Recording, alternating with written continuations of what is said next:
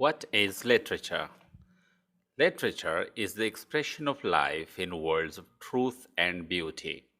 It is a written record of man's spirit, of his thoughts, emotions, aspirations. It is the history and the only history of the human soul. It is characterized by its artistic, its suggestive, and its permanent qualities. Its two tests are its universal interest and its personal style. Its object, aside from the delight it gives us, is to know man, that is, the soul of man, rather than his actions. And since it preserves to the race the ideals upon which our civilization is founded, it is one of the most important and delightful subjects that can occupy the human mind. Literature has always two aspects, one of simple enjoyment and analysis, the other of appreciation and exact description. Sometimes a little song appeals to our ears and a noble book appeals to our heart, and for the moment at least, we discover a new world. A world so different from our own that it seems a place of dreams and magic. Behind every book is a man. Behind the man is the race. And behind the race are the natural and social environments whose influence is unconsciously reflected. Some of the essential qualities of literature: artistic. All art is the expression of life in forms of truth and beauty, or rather, it is the reflection of truth and beauty which is in the world but which remain unnoticed until brought to our attention by some sensitive soul. 100 men may pass a hayfield and see only the sweaty toil and the windrows of dried grass.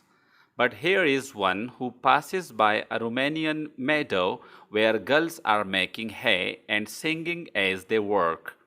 He looks deeper, sees truth and beauty where we see only dead grass, and he reflects what he sees in a little poem in which the hay tells its own story.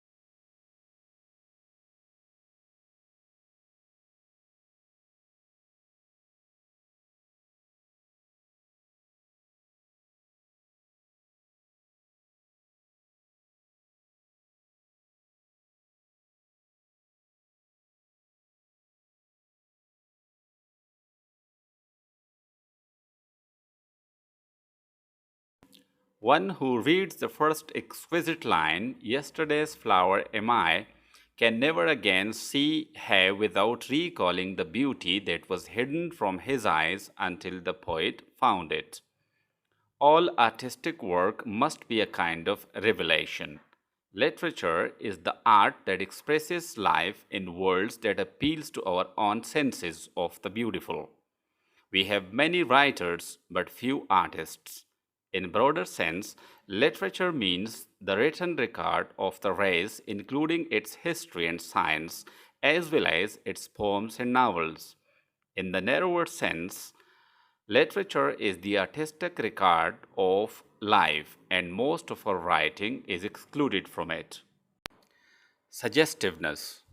The second quality of literature is its suggestiveness, its appeal to our emotions and imagination rather than to our intellect. The charm is not in how much it says, but in what it awakens in us. When Milton makes Seddon say, "Myself am hell," he does not state any fact, but rather opens up in these three tremendous worlds a whole world of speculations and imagination. When Faustus, in the presence of Helen, asks, "Was this the face that launched 1,000 ships?" He does not state a fact or expect an answer. He opens a door through which our imaginations enter a new world, a world of music, love, beauty, heroism, the whole splendid world of Greek literature. Permanence. The world does not live by bread alone. Notwithstanding its hurry and bustle and apparent absorption in material things, it does not willingly let any beautiful thing perish.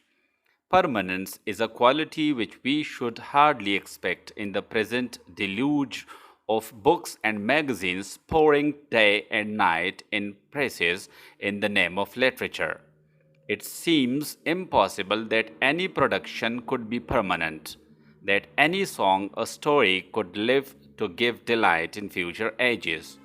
But literature is like a river in flood, which gradually purifies itself in two ways. The mud settles to the bottom, and the scum rises to the top. The tests of literature. Universality. The first of these tests of literature is universality, that is, the appeal to the widest human interests and the simplest human emotions. Good literature knows no nationality.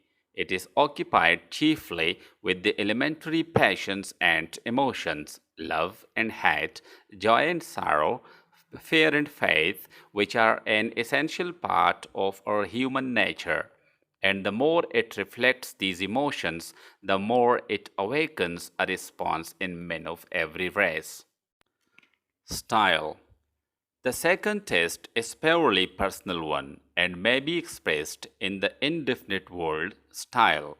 Style is the man, that is, the unconscious expression of the writer's own personality. No author can interpret human life without unconsciously giving to it the native hue of its own soul.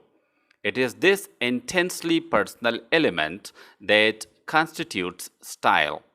Every permanent book has more or less of these two elements, the objective and the subjective, the universal and the personal, the deep thought and the feeling of the race, reflected and colored by the writer's own life and experience. The object in studying literature. The object of studying literature is to know man. Now, man is ever a dual creature. He has an outward and an inner nature. He is not only a doer of deeds but a dreamer of dreams. We must search deeper than his history to know the man of any age. History records man's deeds, his outward acts largely. But every great deed springs from an idea, and to understand this, we must read his literature, where we find his ideals recorded.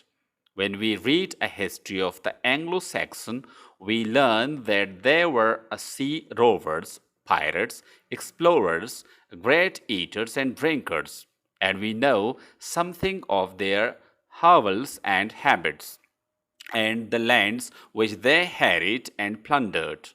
All that is interesting, but it does not tell what most we want to know about them. We want to know what they thought and felt, how they looked on life and death, what they loved, what they feared. Then we turn from history to literature, which they themselves produced.